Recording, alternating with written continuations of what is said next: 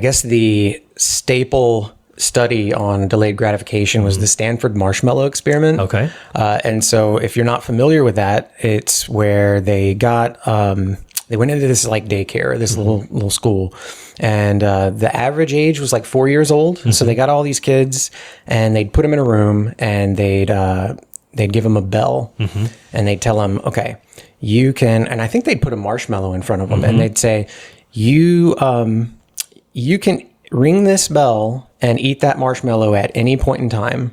But if you can wait until I come back in the room, which was about like 15 minutes, I'll give you a second marshmallow. And so they would leave the room. And not all of the kids, because 4 years old is kind of, that's early. And so what they were seeing was like, what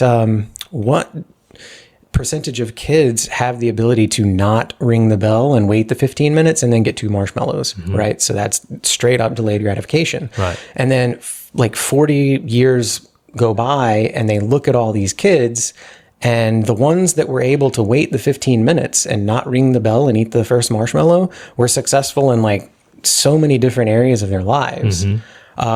More recently, they've kind of recreated this study, but what they found was that the study wasn't perfect. All of the kids were kind of from the same, socioeconomic status and same kind of cultural backgrounds. And so their results were kind of specific to that type of household, I guess.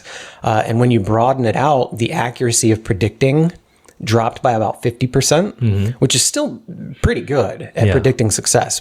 But what that means to me is that not everybody that waits the 15 minutes is successful later in life, and not everybody that rings the bell immediately is unsuccessful, which means that we can change our ability. We're not born with it. Some of us are probably predisposed to having either genetically or from our socioeconomical background or cultural upbringing, whatever, have better delayed gratification built into those systems that we grow up in.